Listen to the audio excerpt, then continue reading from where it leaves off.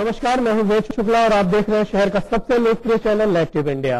और आज हम अपने विशेष कार्यक्रम साक्षात्कार के आईने से मैं आपकी मुलाकात कराने जा रहे हैं उत्तर प्रदेश टेक्निकल यूनिवर्सिटी के वाइस चांसलर प्रोफेसर कृपाशंकर जी से, जो कि आज एक्टिव इंडिया परिवार के साथ साथ हमारे दर्शकों की भी जिज्ञासाओं के समाधान के अलावा ज्ञान में इजाफा करते नजर आएंगे। तो फिर आइए इनके व्यक्तिगत जीवन के अनुभव से सीखने के वादे के साथ शुरू करते हैं रोचक और ज्ञानवर्धक बातचीत का ये सिलसिला।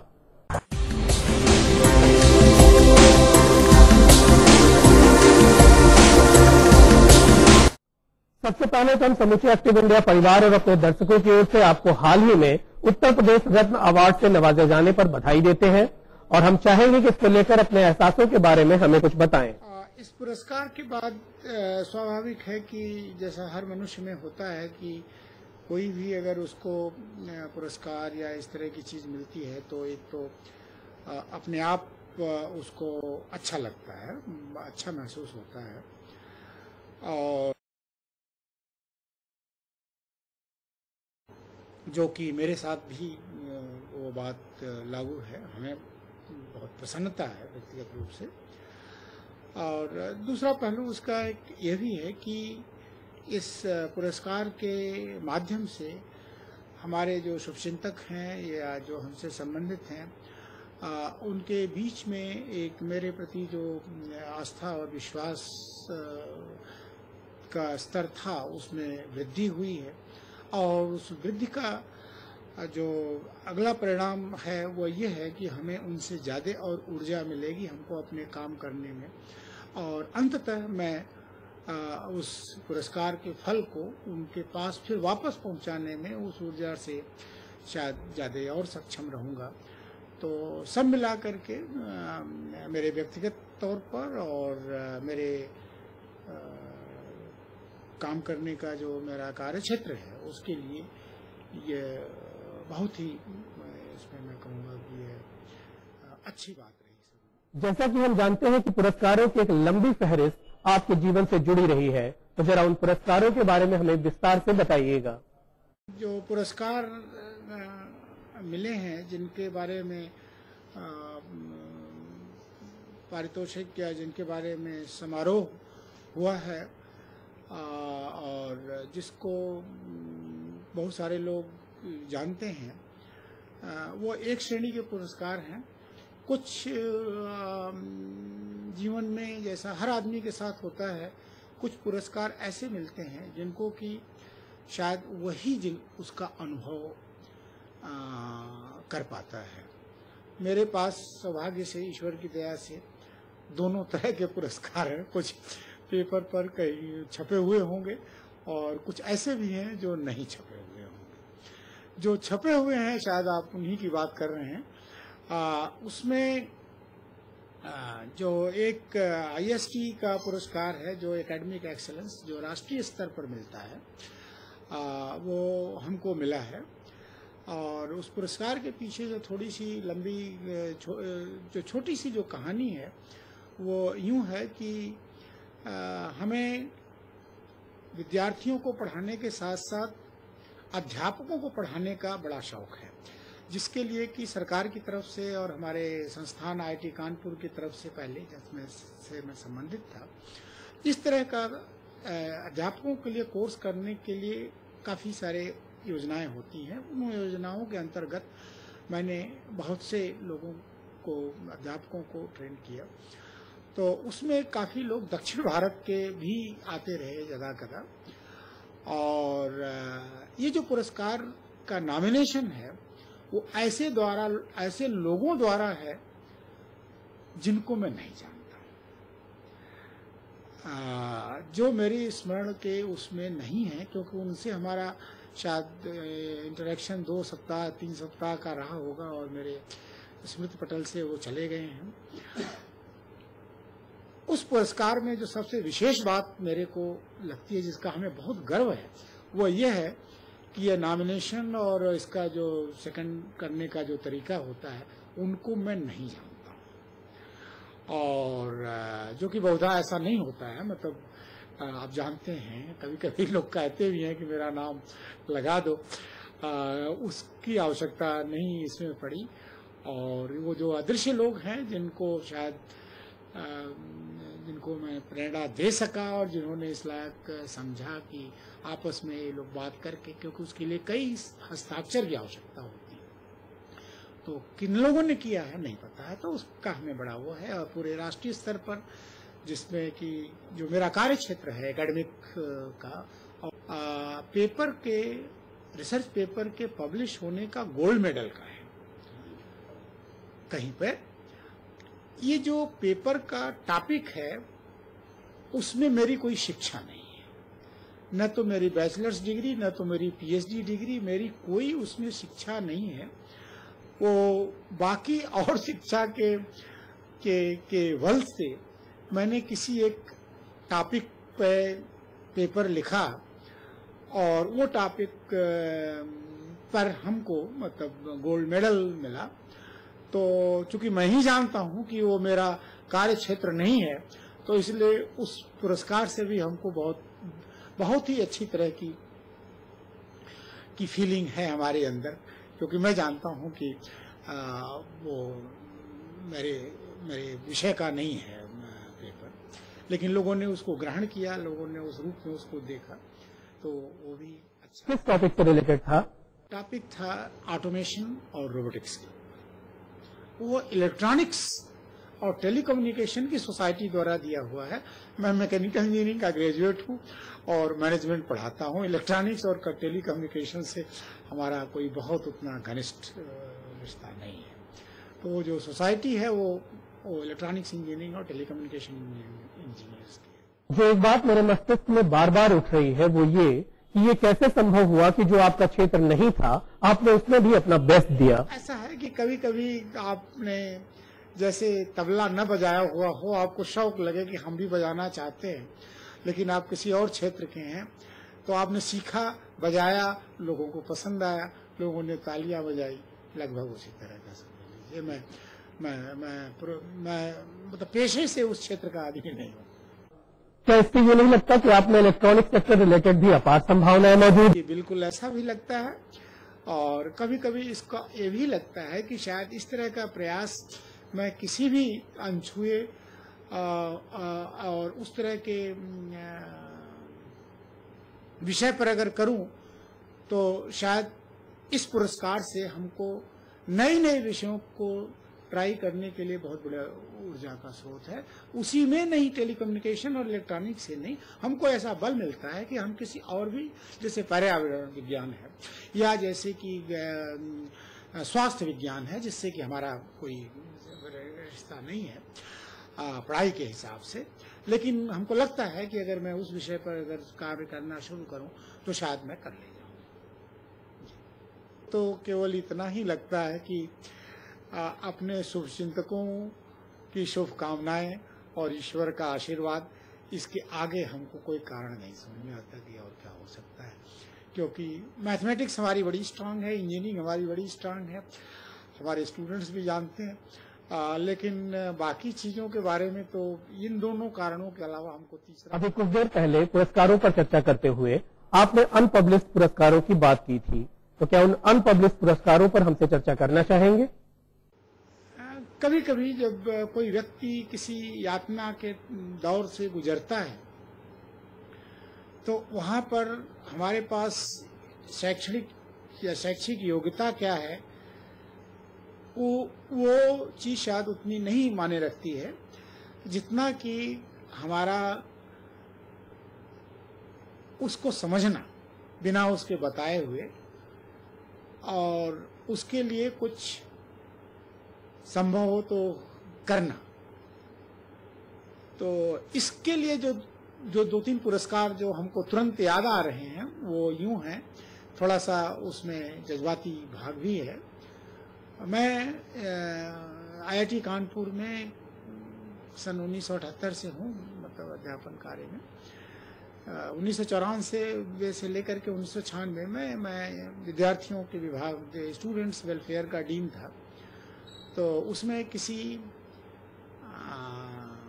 विद्यार्थी की, पीएचडी विद्यार्थी की बहुत ही दर्दनाक मृत्यु हो गई और उसकी पत्नी चूंकि वो साउथ इंडियन थे तो उसकी पत्नी को संभालना और न बताना कि ऐसा हो गया है, क्योंकि हमें मालूम था कि वो सुनेगी तो टूट जाएगी, क्योंकि वो इत्तेफाकन हमारे कैंपस की ही एक लड़की है जिससे शादी हुई थी। तो जिन व्यथाओं से मैं गुजरा उसको संभालने के लिए वो हमको पूरी तरह से याद है, और खुशी की बात यह है कि मैंने उसको टूटने नहीं दिया और उसको मैं संभाल दिया। और हर बार फोन करने के बाद आधे घंटे में रोता था, लेकिन वो नहीं रोई, ये हमारे लिए एक पुरस्कार है। आप जानते ही हैं कि आईआईटी में नौकरी करने के बाद लोगों की इच्छाएं भी बढ़ती हैं, लोगों की पूछ भी बहुत होती है। कुछ हमारे कर्मचारी लोग विशेषकर सारे आईआईटीज खुल रहे हैं, आईआईएम्स खुल रहे हैं, उनमें बहुत बड़ी पदोन्नति हो सकती है और हो भी रही है, लोग आना जाना लगा हुआ है। और आईआईटी होने के नाते उनकी योग्यता भी अच्छी है, उनकी डिमांड भी अच्छी है। लेकिन जब हमें महसूस हुआ, मैं डिप्टी डायरेक्टर भी रहा हूँ आईआईटी कानपुर का 6.5 साल तक, जिनको हमें महसूस हुआ कि इनको आईआईटी नहीं छोड़ना चाहिए, उनकी बहुत जरूरत है। अगर वो अप्लाई करने आते थे तो मैं कहता था कि मैं लेट जाऊंगा यहीं पर दरवाजे पर। उन्होंने अपना एप्लीकेशन फाड़ दिया, साहब मैं नहीं छोड़ के जाऊंगा आईआईटी का। और छोटी बात लगेगी ये किसी के करियर के, लेकिन मेरे लिए बहुत बड़ी सफलता की बात रही कि वो अभी तक है संस्थान के साथ। संख्या में बेशक बहुत ज्यादा नहीं होंगे इस तरह के लोग, लेकिन हमको अपना लगता है कि मेरी बहुत बड़ी प्राप्ति है। शायद दूसरा आदमी न महसूस कर रहा है जितना कि मैं उसको महसूस करता हूँ। तो ये दूसरे किस्म के पहलू हैं। ये कोई इसमें मेरे गोल्ड मेडल का या कोई और दूसरी योग्यता का इसमें कुछ लेना देना नहीं है। ये जो मेरे साथ काम करने वाले हैं, जो कि जिन्होंने इतना विश्वास दिया है हमारे ऊपर और शायद इतना स्नेह दिया, ये वो वाला पुरस्कार है। अंत में मैं ये कहूँगा कि कुछ लोग बड़े कभी कभी जज्बाती तरीके से पूछते थे कि साहब एक सफल एडमिनिस्ट्रेटर क्या होता है इंस्टीट्यूट के अंदर या विश्वविद्यालय के अंदर। तो बड़ा मुश्किल वाला प्रश्न है कि मैं क्या सफलता बताऊं, क्योंकि मेरी डिग्री और पढ़ने के समय के मेडल्स बहुत काफी गिनने के लिए तो अच्छी संख्या में है। अब वो तो सभी लोग जानते ही हैं, तो वो सफलता का कोई मतलब तो हो नहीं सकता। बड़ा मुश्किल वाला प्रश्न लगता है हमको, और यह प्रश्न अक्सर पूछा जाता है, आपके लक्ष्य क्या है और आप कैसे सफल डिप्टी डायरेक्टर मानते हैं, या सफल वाइस चांसलर भी पूछेंगे लोग कैसे मानते हैं। तो जाहिर है कि ये सब प्रशासनिक तौर पर बहुत ऊंचे किस्म के पद कहे जाते हैं, जिसमें आपके पास नियम और धारा के अनुसार बहुत आपके पास प्रशासनिक अधिकार भी होते हैं। आप बहुत कुछ निर्णय ले सकते हैं, बहुत तत्काल प्रभाव वाले निर्णय ले सकते हैं, और लोग आमतौर से उसका पालन करते हैं। कभी वो इच्छा से करते हैं, कभी उनको करना पड़ता है, क्योंकि वो नियम ही ऐसा है कि आपके निर्णयों का पालन करना आवश्यक है। एक पहलू ये है, और दूसरा पहलू ये है कि कोई आपके सामने अगर आता है, तो मैंने जो परिभाषा दी एक सफल प्रशासक की विश्वविद्यालय के परिप्रेक्ष्य में, मैं मतलब और प्रशासनिक उसमें नहीं डालना चाहता इसको, शायद वहां पर लागू भी न हो, क्योंकि हम स्टूडेंट से डील करते हैं, हम उनके पेरेंट्स से डील करते हैं, हम उनकी आंख में पढ़ते हैं कि ये किस लिए हमारे संस्थान में आए हैं और क्या चाहते हैं हमसे।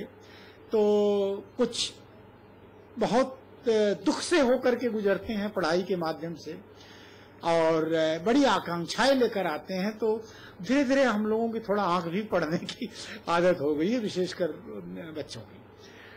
तो उसमें अगर ये महसूस करें हमारे सामने बैठ करके कि किसी एक अध्यापक से बात कर रहे हैं, किसी एक बुजुर्ग से, कह लीजिए उनकी अपेक्षा तो बुजुर्ग ही कहा जाएगा, से बात कर रहे हैं, और भूल जाए एक मिनट के लिए कि वाइस चांसलर से बात कर रहे हैं। तो मैं यही कहता हूं कि जब तक मैं रहूं वाइस चांसलर, तब तक न महसूस हो कि वाइस चांसलर के सामने बात किया।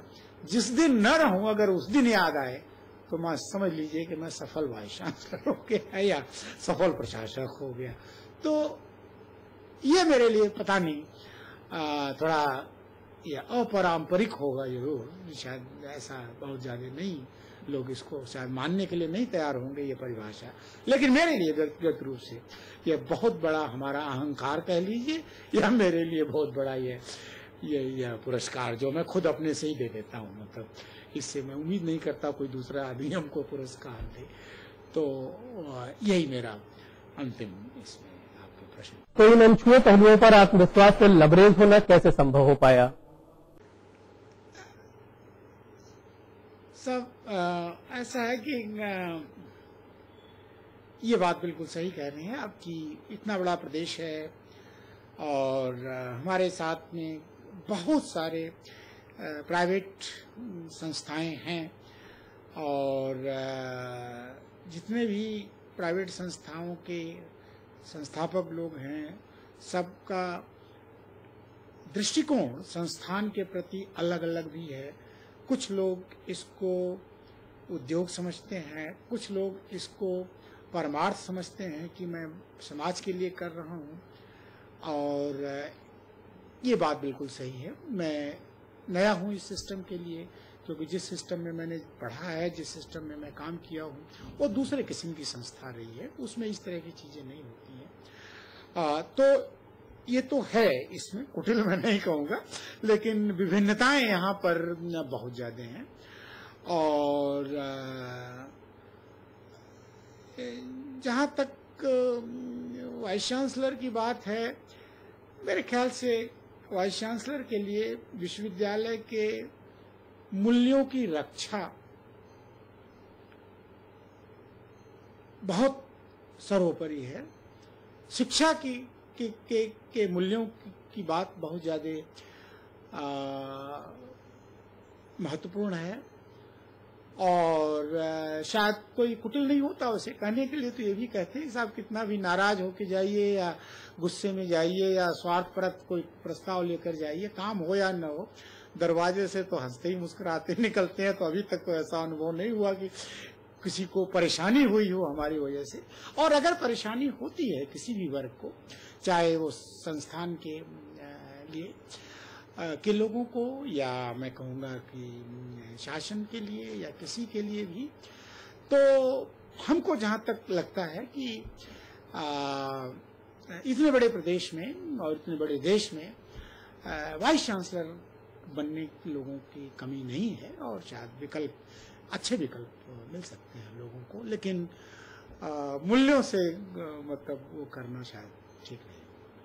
यही था कि एक ऐसे विश्वविद्यालय के साथ जुड़ें जिसका लोग बहुत समाज में सम्मान करें, और स्वार्थवश मैं कहूँगा कि उसके साथ में मेरा भी सम्मान बढ़ जाए, तो और भी अच्छी बात है। तो मैं नहीं चाहता कि मैं यूनिवर्सिटी से आगे रहूं, मैं यूनिवर्सिटी के पीछे रहना चाहता हूं, और इसके जो शैक्षिक जो इसका उद्देश्य है, उसकी पूर्ति के लिए जो भी प्रयास किए जाएं, वो सम्मान की रक्षा करते हुए किए जाएं, न कि व्यक्तिगत किसी लाभ के लिए किया जाए। और ये लाइन खींचना बहुत आवश्यक है कि व्यक्तिगत और स्वार्थगत चीजों को बिल्कुल ही दूर रखा जाए, और शैक्षणिक मूल्यों को ही केवल प्रश्रय दिया जाए यहाँ पर। और इसके उद्देश्य के, इसके मद्देनजर एक गुणवत्तापूर्ण शिक्षा दी जाए, तकनीकी शिक्षा दी जाए, जो कि पूरे देश में लोग उसको समझें कि उत्तर प्रदेश टेक्निकल यूनिवर्सिटी एक सम्मानित यूनिवर्सिटी है, और इसकी जो शिक्षा है उसकी कोई खासियत है, उसकी विशेषता है, और उससे अच्छे विद्यार्थी पैदा होते हैं। और यूनिवर्सिटी विश्वविद्यालय की जो आयु होती है वो सैकड़ों वर्ष में होती है, हजारों वर्ष में होती है। वाइस चांसलर की आयु किसी विश्वविद्यालय के साथ में बहुत बहुत सीमित होती है। लेकिन एक लंबी आयु देने के लिए कम समय में शैक्षिक गुणवत्ता को आगे रखने से के माध्यम से जो भी प्रयास संभव है वो वही हमारा लक्ष्य है और उसी लक्ष्य के लिए आपसे मिलकर और बातें कर ये लगा कि आप एक भावुक, संवेदनशील और आदर्शवादी आदमी हैं। लेकिन वाइस चांसलर के जिम्मेदारी भरे पद पर रहते हुए आपने अपने रास्ते में पेश आई दुश्वारियों से कैसे समन्वय स्थापित किया?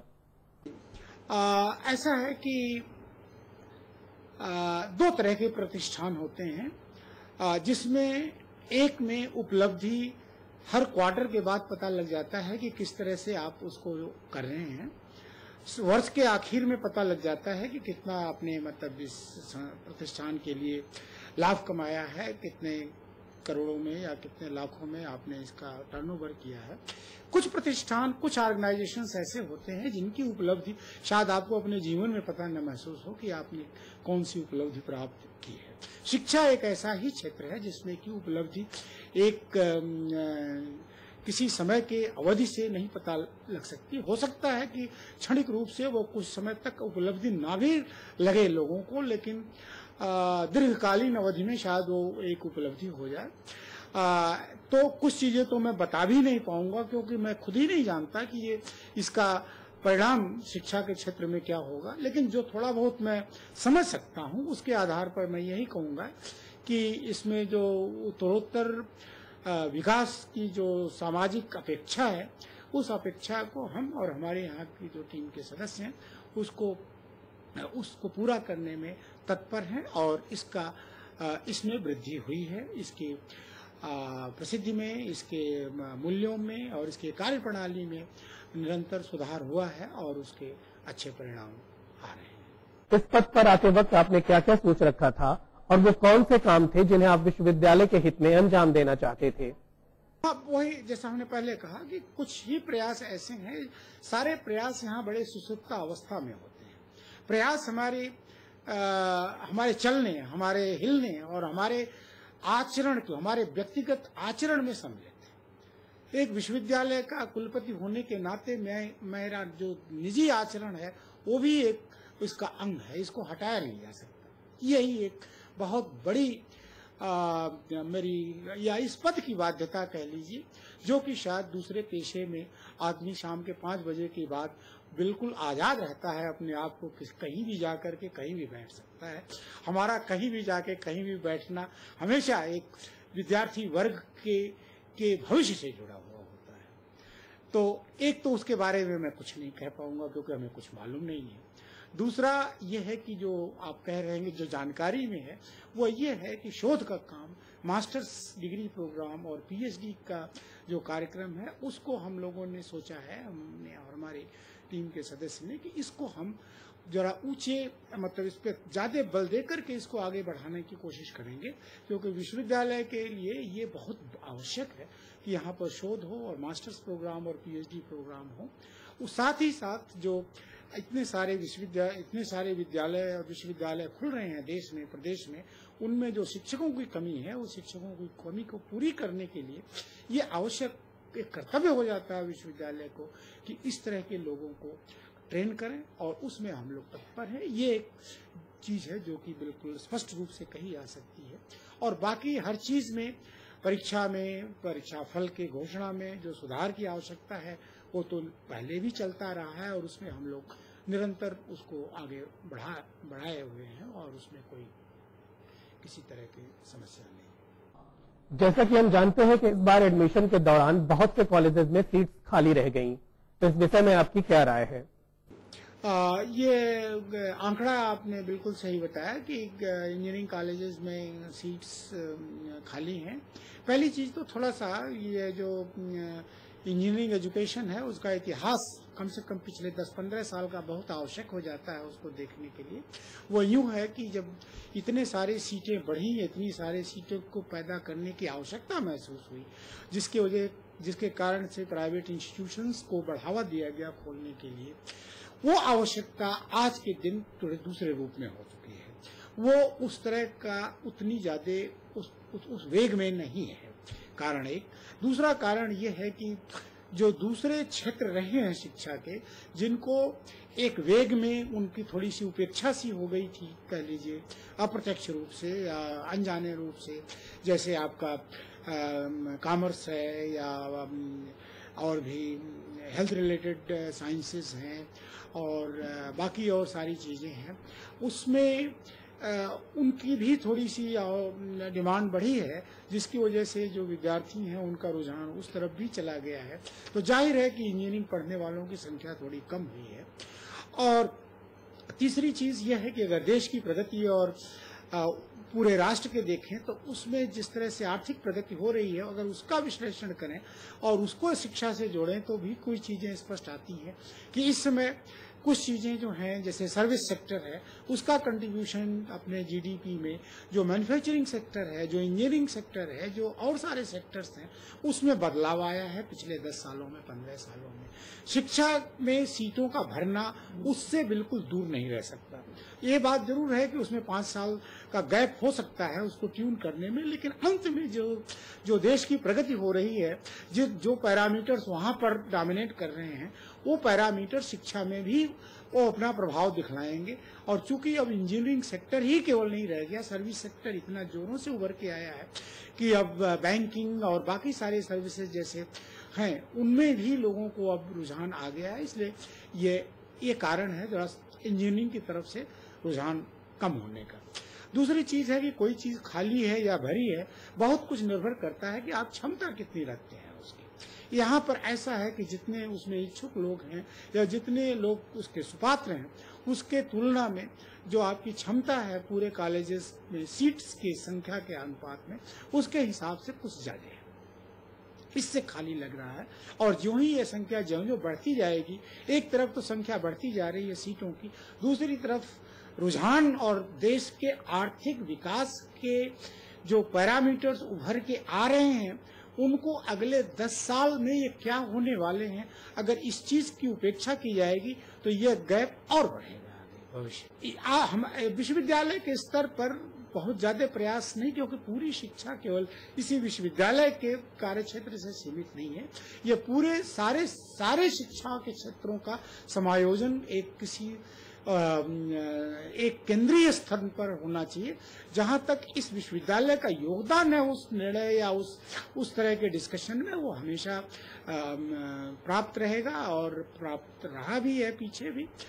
लेकिन जब तक एक सेक्टर लेकर के चलेंगे, टेक्निकल, मेडिकल, बॉटनी, जूलॉजी, इस तरह की चीजों को और अकेले देखेंगे, तब तक अब वो समय नहीं है। सामंजस्य बैठाने का समय आ गया है, क्योंकि इकोनॉमी जो जिस तरह से आपकी देश में जो विकास हो रहा है, उसको आप नजरअंदाज नहीं कर सकते। और चूंकि वो विकास सामूहिक विकास है, इसलिए शिक्षा भी वो सामूहिक ही, उसके बारे में निर्णय लेना होना चाहिए। और जहां तक स्थानीय तौर पर बात रह गई इसकी, हमारे इंजीनियरिंग की, उसमें एक चीज जरूर सामने आती है, वो ये आती है कि वो क्षेत्र इंजीनियरिंग के, केवल इंजीनियरिंग के अंदर वो डिसिप्लिन, वो क्षेत्र जो कि विकास के में ज्यादा योगदान दे रहे हैं, उनको समुचित बढ़ावा देना, ये विश्वविद्यालय स्तर पर ये एक सोचने वाली। हम चाहेंगे कि अपने व्यक्तिगत जीवन के विषय में संक्षेप में हमारे दर्शकों को कुछ बता दें। वैसे संक्षेप में बताने की बात नहीं है, क्योंकि मेरा व्यक्तिगत जीवन खुद ही अपने आप में संक्षेप है। असल में उसको संक्षेप और उससे हो ही नहीं सकता हो। मैं वाराणसी जिले के एक गांव, बहुत ही छोटा गांव है, रामडी, एक वहाँ पर गांधी साहब, महात्मा गांधी जी आए थे हमारे गांव के बगल में, तो वहाँ पर उन्होंने गांधी आश्रम खोल रखा था, वो सेवापुरी नाम है उसका। मैं वहीं का पैदा हुआ हूँ, वहीं पर मेरी शुरू की शिक्षा हुई है, प्राइमरी स्कूल, हाई स्कूल और बाकी और चीजें। मेरे पिताजी 30s के बनारस हिंदू यूनिवर्सिटी के BA और LLB और बाद में उन्होंने BT किया था, और उनका सानिध्य जहाँ तक हमको लगता है कि बड़े अच्छे अच्छे लोगों के साथ रहा। मालवीय जी थे जो व्यक्तिगत रूप से शायद उनको बहुत पसंद करते थे। बाद में राधा कृष्ण साहब आए वाइस चांसलर होकर के, तो उनके भी कुछ पत्र लिखे हुए हमारे पिताजी के बारे में हैं जो मेरे हमको मिले देखने के लिए। तो उनको बहुत ही अच्छा मौका मिला। मैं नहीं कह सकता कि हमको उस तरह का सानिध्य कभी मिल पाया। जीवन पर्यंत हमारे पिताजी केवल विद्यालय ही नए नए खोलते रह गए और शायद इसीलिए हम लोगों की आर्थिक स्थिति बहुत अच्छी नहीं रही, क्योंकि यद्यपि योग्य थे लेकिन कभी शायद उस तरह की नौकरी या उस तरह के उसमें आर्थिक अर्जन करने वाला काम नहीं कर पाए। विद्यालय खोलने का शौक और जुनून उनको ऊपर ज्यादा था। तो एक सामान्य परिवार से मैं आता हूँ, आर्थिक रूप से, सामाजिक रूप से, शैक्षिक रूप से मेरे माता जी को कोई शिक्षा नहीं थी। पिताजी जाहिर है कि उन दिनों के अपेक्षा से क्षेत्र में सबसे शिक्षित लोगों में से थे, जनपद स्तर पर कह लीजिए, क्योंकि बहुत कम लोग जाते थे यूनिवर्सिटी कॉलेज में।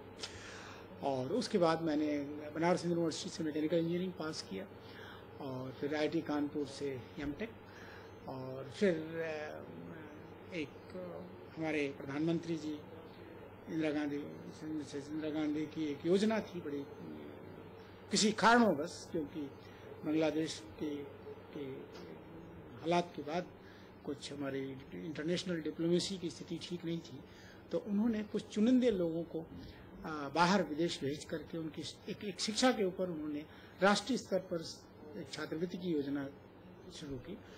तो हमें गर्व है कि हमको भी उसमें चयनित किया और लोगों के साथ, और एक कम उम्र होने के नाते, बच्चे होने के नाते उनके साथ एक फोटो खिंचाने का जो मौका मिला, उससे हमें बड़ी एनर्जी मिली। और उसके बाद फिर उनका कहना था कि ये PhD करने के बाद देश में लौटना है। वो याद था हमको वाकई उनका, और जिस दिन मेरी PhD खत्म हुई उसी दिन ही मैंने पासपोर्ट पर मेरे ठप्पा है, मैं वापस आ गया। और उसके बाद IIT कानपुर में मैं अध्यापन का काम साधारण रूप से कर रहा हूँ। ऐसा लगता है कि विद्यार्थी लोग पसंद करते हैं हमारी पढ़ाई और हमको भी अच्छा लगता है। आप अपने विद्यार्थी जीवन के दौरान एक अच्छे स्कॉलर रहे, तो बुद्ध की इस प्रखरता की तराश खराश आपने कैसे की और कैसे संभव हो सका इतने अच्छे अंकों का लाना? अब इसके पीछे हमको कोई कारण वैसा तो नहीं महसूस होता। इतना हमको जरूर याद है कि बुद्धि की जहाँ तक प्रखरता की बात है, हर क्लास में मेरे से ज्यादा बुद्धिमान मेरे दोस्त थे। कई सारे प्रश्न वो करते थे उनके जिसका जवाब आज तक हमारे पास है। तो ये कहना कि सबसे ज्यादा बुद्धिमान क्लास में मैं था, मैं तो नहीं मानता। ये जरूर है कि परीक्षाओं में शायद अंक मेरे सबसे ज्यादा रहे होंगे, जाहिर है उसी वजह से शायद मेरे को इस तरह के प्रथम स्थान जनपद पर और राष्ट्रीय प्रदेश स्तर पर और फिर राष्ट्रीय स्तर पर हुए होंगे। लेकिन मैं इसको सीधे बुद्धिमत्ता से नहीं जोड़ता, क्योंकि हमें अभी भी वो प्रश्न याद है हमारे मित्रों के जिनका जवाब आज तक भी मेरे पास नहीं है। तो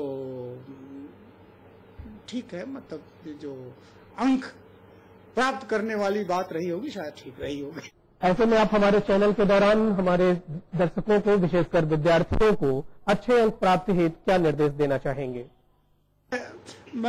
मैं सबसे कम बुद्धिमान अपने को नहीं मान रहा हूँ क्लास में, लेकिन ऐसे कुछ लोगों को मैं जरूर जानता हूँ जो फेल हो चुके हैं, लेकिन बड़े कठिन कठिन प्रश्न पूछते थे। एक आध दो ऐसे थे, मतलब ऐसा नहीं कि सारी क्लास के पीछे में। और जहाँ तक हमारे विद्यार्थियों की बात है, उनको अंक पाने के लिए अंक पाना ही तो कोई बहुत बड़ी चीज नहीं है अपने आप में। एक अच्छा अपने आप को महसूस करना कि मैं एक अच्छा व्यक्ति हूँ, शायद ये बहुत बड़ी चीज है। और उसके लिए बहुत आवश्यक है कि आप थोड़ा सा 1 मिनट का समय निकाल करके, विशेषतः रात्रि में सब कुछ दिन का कार्यकलाप हो जाने के बाद, बहुत आपने दुनिया देखी, बहुत सब कुछ देखा, एक बार 1 मिनट अपने आप को देखें कि आज दिन मैंने क्या किया। अगर उसके अंत में आप थोड़ी सी बुराई अपने अंदर लगी या थोड़ी कमी महसूस हुई, तो मैं कहूंगा कि आप सही रास्ते पर चल रहे हैं। अगर ये लगा कि मैंने सब कुछ ठीक ही किया, तो कहीं न कहीं किसी तरीके से ईश्वर शायद आपको नहीं दे रहा है आशीर्वाद। ये तो आपका मान्य पक्ष है। यही पक्ष मैं आ रहा हूँ विद्यार्थियों के लिए भी, कि सम्मान करें जिस चीज में आपका दाखिला हुआ है, आपके पूर्व योग्यता के अनुसार उसका सम्मान करें। सम्मान एक बार उसको अगर मिला है, कोई भी ब्रांच मिली है, सिविल इंजीनियरिंग, मैकेनिकल, उसको ग्रहण कर लें। शादी होगी जब पत्नी को, तो उसको पूरी तरह से ग्रहण करें, और जो अभी ब्रांच मिली है उसको ग्रहण करें, अध्यापक को ग्रहण करें, सिलेबस को ग्रहण करें, सम्मान के साथ आस्था उत्पन्न करें, थोड़ा लगाव बढ़ेगा उसके आगे। और उसके बाद ये कोशिश करें कि कक्षा में ही जितना ज्यादा से ज्यादा आप ग्रहण कर सकें, पोस्टपोन न करें किसी चीज को कि बाद में देख लेंगे घर चल करके, और इसको किताब से पढ़ करके या करके, उसको कम से कम रखें। और इसके बाद थोड़ा हंसते रहें, खुश रहें हमेशा, और आखिर में थोड़ा दोस्तों से दोस्ती बनाए रखें, क्योंकि जितना आदमी अपने से नहीं सीखता उतना दोस्तों को सिखाने से सीखता है, मेरा जो अपना अनुभव है। इसलिए हमेशा दोस्तों के प्रति थोड़ा सा मतलब संवेदनशील रहें, और नियमित रूप से कक्षा जाना आवश्यक है, क्योंकि अगर कक्षा में आपको ग्रहण करना है तो कक्षा में जाना आवश्यक है।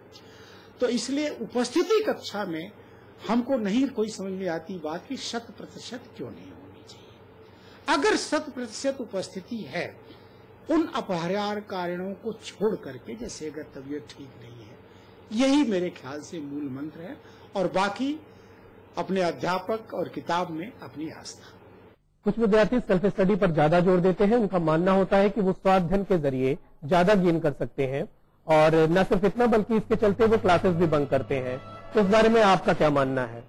जहाँ तक बुद्धि की प्रखरता की बात है, ऐसा कोई भी हमारे ख्याल से प्रकृति ने कानून नहीं बनाया है, और ईश्वर ने भी नहीं ऐसा कोई वो दिया है कि जो छात्र है उसकी बुद्धि की प्रखरता अध्यापक होने के नाते उस अध्यापक से कम है।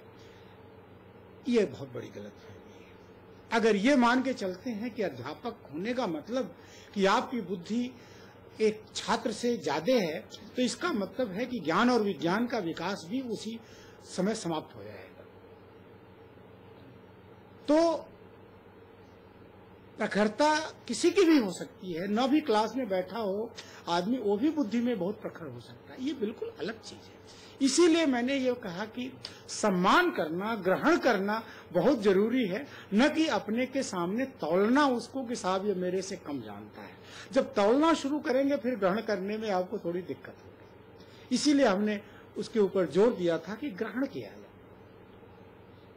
ये बहुत आवश्यक है। और जहां तक अध्यापक का एक जीवन होता है, शायद वो रहस्य भी आप जानते होंगे, और मैं आपको बता देता हूं कि एक अच्छे अध्यापक, सही माने में अगर कोई अध्यापक है, अगर उसके सामने उसका छात्र इस तरह का प्रश्न करता है कि वो उसको न आए, तो उसको लगता है कि मैंने पढ़ाया है।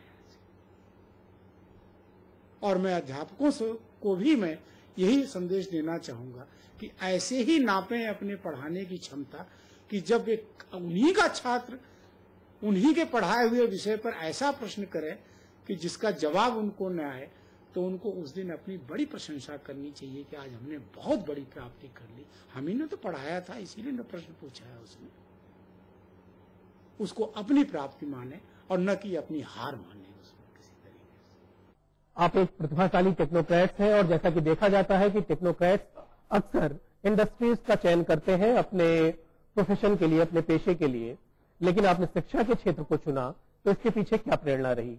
इसके पीछे मेरा पारिवारिक वो रहा है। मेरे पिताजी अध्यापन और शिक्षण उसमें थे, इसलिए मेरी प्रेरणा वहाँ पर थी।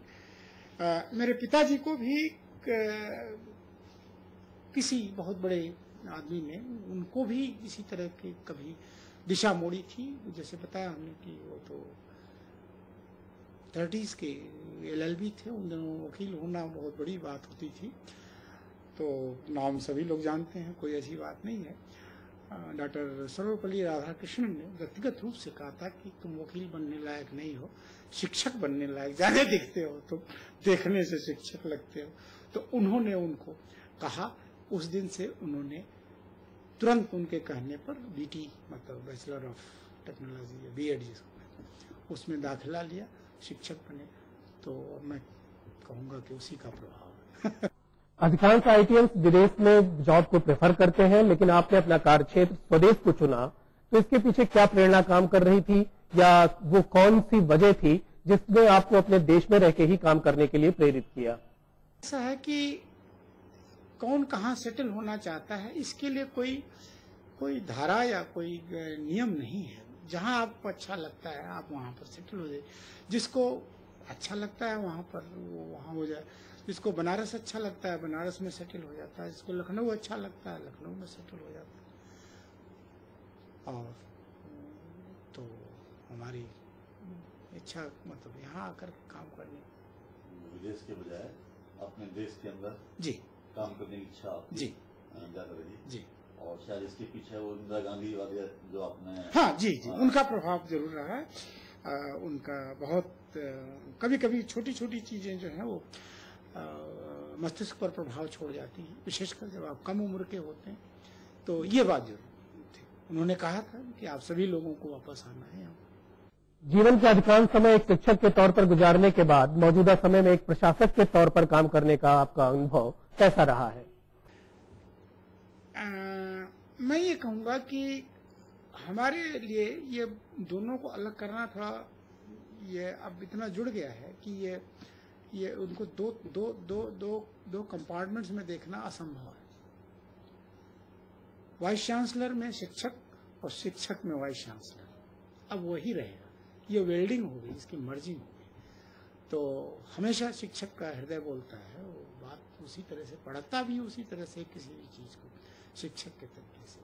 प्रशासनिक दायित्व है मेरे ऊपर, इसलिए जो भी कानून एक्ट के हिसाब से जो मेरे ड्यूटीज हैं वो करता हूँ। हो सकता है कि वो विषय से संबंधित न हो, लेकिन हृदय और मानस तो वही है जो शिक्षा का है। काम भी हमारा शिक्षा से संबंधित है। तो इसमें कोई हमको किसी ऐसे जगह पर नहीं डाला गया है जहां पर कि हमारा पूर्ण प्रशासनिक काम हो जो कि शिक्षा से बहुत दूर हो। ये जो प्रशासनिक कार्य जिम्मेदारी है ये शिक्षा से ही संबंधित है, और एक शिक्षक भी शिक्षा से संबंधित होता है। तो जो उसका जो केंद्र बिंदु है वो तो शिक्षा ही रहा, तो इसलिए हमको कोई फर्क नहीं पड़ता। यूपी के प्राइवेट इंजीनियरिंग कॉलेज के बारे में आपकी क्या राय है, और विश्वविद्यालय के तहत इनके लिए क्या प्रयास हो रहा है या फिर होना चाहिए? राय जाहिर है, किसी भी चीज को देखते हैं चाहे अनचाहे राय तो बन ही जाती है। ये कहना कि मेरी कोई राय नहीं है, चाहे मैं न भी अगर यहाँ से संबंधित होता, आप गुजरते हैं किसी चीज को देखते हैं तो ये तो प्रकृति का नियम है कि आपके मानस में राय बननी है। भूल जाए 1 मिनट के बाद ये अलग बात है। और चूंकि मेरा संबंध अब थोड़ा ज्यादा हो गया तो राय तो है ही हमारे इसमें। ये है कि जो इसका जो अंतिम कड़ी है वो है विद्यार्थी की आकांक्षाएं वही हैं और अपेक्षाएं वही हैं विश्वविद्यालय से अपने उससे, जो कि आईआईटी में या एमआईटी में या हार्वर्ड में होती है। ये बात जरूर है कि ये जो विद्यार्थी बहुधा इसमें ऐसे हैं, बहुत सारे ऐसे हैं जिन्होंने बहुत ऊंचे संस्थाओं में प्रवेश लाने से शायद उसके सक्षम नहीं अपने आप को कर पाए उस समय, और इसका यह मतलब नहीं है कि सदा के लिए वो असक्षम है। ये चीज बहुत जल्दी महसूस करने वाली है यहाँ के प्रशासकों को, यहाँ के शिक्षकों को, यहाँ के हर उसमें, कि ये एक बार इन्होंने कोई इम्तहान फेल कर चुके हैं, लेकिन ये सदा के लिए कोई आदमी असक्षम नहीं होता। जो लोग आज कॉलेज चला ही रहे हैं वो इतने शायद धनाढ़ नहीं रहे होंगे, हमेशा जीवन में बहुत सारे उतार चढ़ाव आए हुए हैं। कुछ लोग उसमें हैं जो आज कॉलेज खोल करके चलाने की स्थिति में है। इसी तरह से परिवर्तन हमेशा आता है, धन का हो या ज्ञान का हो या बुद्धि का हो या किसी भी तरह का। तो जिनको आज समझा जाता है कि ये साहब प्राइवेट कॉलेजेस में है, मेरे ख्याल से उनको असक्षम न समझा जाए, उनकी जो ऊर्जा है उसको मतलब कम न समझा जाए। उनके अंदर भी वही इच्छाएं हैं, वही उनको उनकी अपेक्षाएं हैं और वही उनके साथ की ताकतें हैं जो कि उनको सक्षम बना सकती है। सवाल यह है कि उनको इस चीज को पोषित करने के लिए विश्वविद्यालय क्या करता है, शायद प्रश्न आपका ये है। तो उसमें जो सबसे बड़ा जो भाग है उसमें अब हम किसी प्राइवेट कॉलेज में जाकर के लैब के लिए तो हमारे यूनिवर्सिटी के पास पैसा नहीं है कि जो उनका लैब सारा बना दे, कितनों का बनाएगा, और न तो शायद मेरे पास उतने धन है या कोई ऐसी चीज है। केवल हम उनको शिक्षा का एक संदेश और उनको एक प्रोत्साहन का काम कर सकते हैं। और प्रोत्साहन का काम आप जानते हैं कि ये उस व्यक्ति के व्यक्तित्व से जुड़ा होता है जो प्रोत्साहित करता है। ये प्रोत्साहन के शब्द से कोई प्रोत्साहित नहीं होता है।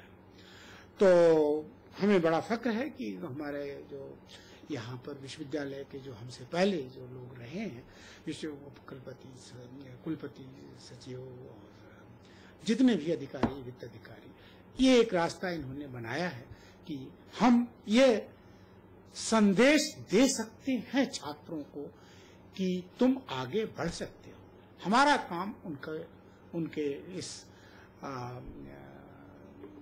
जो उनका जो मिशन है उसमें हाथ बटाना है और उसको आगे ले जाना। ये जो सुझाव हैं ये एक बहुत बहुत मतलब अजीब तरह के मिश्रित चेहरे से आने वाले हैं।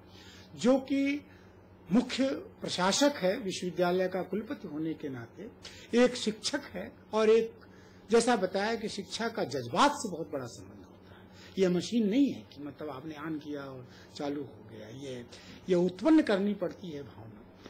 तो पहली चीज तो जो इसमें है कि हम उनको क्या उपदेश दें या क्या उनको बताएं, उससे ज्यादा आवश्यक है कि उनको अपनी बात या जो भी यहाँ हो उनकी बात सुनने के स्तर पर ले आए। नहीं तो हम जाएंगे उनसे 10 मिनट बात करेंगे, आधे घंटे मीटिंग करेंगे, 2 घंटे मीटिंग करेंगे, उसका कोई भी अर्थ नहीं है जब तक कि वो अपने को मानसिक रूप से तैयार न कर लें कि हमको इनकी बात सुननी है। तो उस प्रयास में हम लोग लगे हुए हैं उनको तैयार करने के लिए। क्या कहेंगे क्या नहीं कहेंगे, अगर हमने उनको तैयार कर लिया तो शायद दूसरे की आवश्यकता भी नहीं पड़ेगी बताने के लिए कि आप ये 12 पॉइंट एजेंडा रखिए, वो एजेंडा अपने आप निकलना शुरू हो जाएगा। तो उस प्रयास में हम लोग लगे हुए हैं, उनसे उस तरह का वातावरण पैदा कर रहे हैं, उनसे उस तरह का संबंध बना रहे हैं कि कोई एजेंडा वाली मीटिंग की शायद आवश्यकता ही न पड़े। हम लोगों के विचार ही अपने आप ग्रहण हो जाए, कुछ कह करके और बहुत ज्यादा बिना कहे। हमारी कोई बहुत ज्यादा व्यक्तिगत आवश्यकता नहीं है, उसके लिए धाराएं बनी हुई हैं और उसके लिए स्टेप्स बहुत ज्यादा निर्धारित हैं। जो इच्छा शक्ति की आवश्यकता है हमारे स्तर पर, व्यक्तिगत स्तर पर, वो ये है कि अगर आप मूल्यों की अवहेलना करेंगे, विद्यार्थी और शिक्षा और विद्या का अपमान करेंगे, तो हम अपमान नहीं होने देंगे। अब उसके लिए अब आप उसको प्रशासनिक कदम की तरफ से देखना चाहें तो वही बात हुई, और या एक आहत व्यक्ति की जो प्रतिक्रिया होती है उसके रूप में देखना चाहें वो भी देखने के लिए। लेकिन आपको विद्या का, शिक्षा का अपमान करने की अनुमति धाराओं के अंतर्गत नहीं है। और उसके लिए जो भी आवश्यक कदम होंगे उसकी तो किताब ही लिखी गई और उसके तहत तो उनको दंड, अगर कहना चाहें आप, शब्द इस्तेमाल करना चाहें तो फिर भुगतना पड़ेगा। इसके बारे में मैं आपको बहुत आश्वस्त कर देना चाहूंगा और सारी पब्लिक को भी आश्वस्त कर देना चाहूंगा कि मेरे में और मेरे साथियों में किसी तरह की स्वार्थी भावना नहीं है व्यक्तिगत। यह सारे प्रश्नों का उत्तर दे देता है। अगर आप अवहेलना करेंगे सरकार के नियमों की और जो शिक्षा का अर्थ है उसकी, शासन ने जो नियम बनाए हैं, तो जो उचित कदम होंगे उसको न लेने का कारण तभी हो सकता है जब हमारा कोई स्वार्थ बीच में आ जाए, और हम आपको बिल्कुल दावे के साथ कहते हैं कि हमारे पूरी टीम में किसी के अंदर लेश मात्र भी स्वार्थ नहीं है। यह आपके प्रश्न का बहुत हमारे ख्याल से जोरदार उत्तर। विद्यार्थियों की आकांक्षाओं और आवश्यकताओं के लिहाज से प्राइवेट कॉलेज के मैनेजमेंट को आप क्या निर्देश देना चाहेंगे? वही है कि सारे लोग, शिक्षा एक ऐसी चीज है जिसमें बताया आपको कि सम्मान सभी लोग पैदा करें। स्वास्थ्य एक ऐसी चीज है जिसमें सावधानी बरती जा सकती है। आप इस तरह से जितने भी जीवन के पहलू हैं उसके एक एक हर एक की खास खास एक एक खासियत होती है। अगर स्वास्थ्य को लेंगे उसकी एक खासियत होगी, शिक्षा को लेंगे उसकी एक खासियत होगी, संस्कृति की लेंगे उसकी एक खासियत होगी। सबके लिए एक एक बहुत बड़े बड़े शब्द उसके साथ लगे हुए हैं। शिक्षा के साथ सम्मान लगा हुआ है। मैं चाहूंगा कि हमारे अध्यापक, विशेषकर जो बहुत महत्वपूर्ण कड़ी है हमारे और विद्यार्थियों के बीच में, वो अपने कर्तव्य को अच्छी तरह से निभाएं और उनके विकास के लिए, उनकी योग्यता और बढ़ाने के लिए जो हमारे प्रयास चल रहे हैं उसका वो भरपूर फायदा उठाएं। अगर उनको कुछ कहना हो, कोई और तरीके से विश्वविद्यालय उसके सामने आ सकता है, वो हमको और बताएं। और हमने काफी सारे कार्यक्रम चला रखे हैं, उसका वो भरपूर फायदा उठाएं और ये मान करके चलें कि अध्यापन भी एक सम्मानित पेशा है और उसमें दिल लगा करके और उसमें अपने आप को डुबो करके और उसका जो कर्तव्य का निर्वाह है उसको करें और बाकी सारी समस्याएं हल हो जाएंगी। और विद्यार्थियों के लिए और मैं कुछ नहीं कहूंगा कि इस समय केवल एक जो मैंने महसूस किया है जो बहुत पीड़ा युक्त है वो यह है कि वो उपस्थित रहें क्लास में और ध्यान पूर्वक टीचर को सुने। बाकी न तो उनके माँ को कभी कष्ट होगा, न उनके पिताजी को कष्ट होगा, क्योंकि उनके कष्ट से भी हमारा संबंध है और किसी को भी कष्ट नहीं होगा। उपस्थिति उनकी आवश्यक, ध्यान लगा कर बस। तो ये तो थी उत्तर प्रदेश टेक्निकल यूनिवर्सिटी के वाइस चांसलर प्रोफेसर कृपाशंकर जी से बातचीत। अपने विशेष प्रोग्राम साक्षात्कार के आईने से के तहत विविध क्षेत्रों से विविध शख्सियतों को लेकर हम फिर हाजिर होते रहेंगे। तब तक के लिए देखते रहिए एक्टिव इंडिया और दीजिए हमें इजाजत। नमस्कार।